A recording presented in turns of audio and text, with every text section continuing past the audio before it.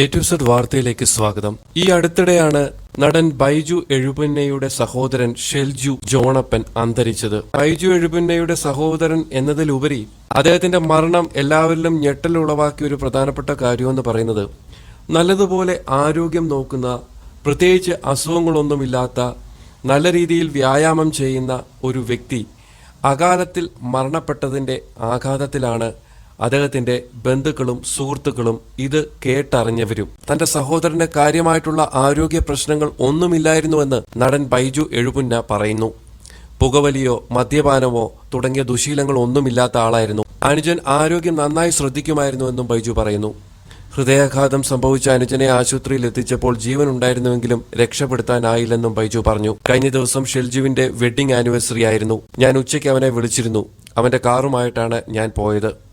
ഞാൻ ഇടുക്കിക്ക് പോകുന്ന യാത്രയിൽ തൊടുപുഴ എത്തിയപ്പോൾ ഷെൽജുവിന് ഒട്ടും സുഖമില്ലാതെ വന്നു എന്നറിഞ്ഞു. അവന് അനക്കമൊന്നും ഉണ്ടായിരുന്നില്ല. അപ്പോൾ തന്നെ അവനെ ലേക്ക് ഷോറിലേക്ക് കൊണ്ടുപോയി. പക്ഷേ നമ്മുടെ റോഡിന്റെ അവസ്ഥ കാരണം എത്തിക്കാൻ കുറച്ച് വൈകി. അവിടെ ചെന്ന് അവർ ഒരു 20 മിനിറ്റോളം ശ്രമിച്ചുവെന്നും ബൈജു പറയുന്നു. ആരോഗ്യം നന്നായി നോക്കുന്ന ആളാണ്. മദ്യപിക്കില്ല, പുകവലിക്കില്ല, ദുശീലങ്ങൾ ഒന്നുമില്ല. എല്ലാ ദിവസവും വർക്കൗട്ട് ചെയ്യും. ശരീരം നന്നായി നോക്കുന്ന ആളാണ്. അവനിപ്പോൾ 49 വയസ്സായി. ദൈവം വിളിച്ചാൽ ആരോഗ്യമുണ്ടെന്നോ സമയമെന്നോ ഒന്നുമില്ല. ദൈവത്തിന് ഇഷ്ടമുള്ളവരെ വേഗം വിളിക്കും. അവൻ എൻ്റെ മമ്മിയുടെ അടുത്തേക്ക് പോയി. 2 മാസത്തിന് മുമ്പ് ഒരു പനി വന്നിരുന്നു. അന്ന് കുറച്ച് ദിവസം ആശുപത്രിയിലായിരുന്നു. അതിനുശേഷം അവന് ആരോഗ്യ പ്രശ്നങ്ങൾ ഒന്നും ഉണ്ടായിട്ടില്ല. പ്രഷറും കൊളസ്ട്രോളും ഷുഗറും ഇടയ്ക്കിടെ നോക്കാറുണ്ടായിരുന്നു. പ്രത്യേകിച്ച് പ്രശ്നങ്ങളൊന്നും ഉണ്ടായിട്ടില്ല.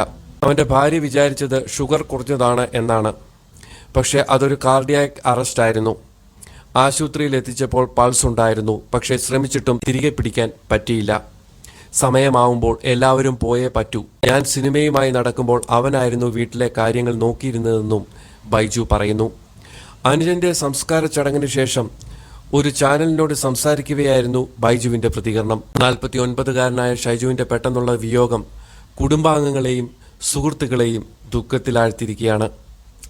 കൂടുതൽ വാർത്തകൾക്കും വിശേഷങ്ങൾക്കുമായി നിങ്ങൾ ഈ ചാനൽ സബ്സ്ക്രൈബ് ചെയ്യാൻ മറക്കരുതേ.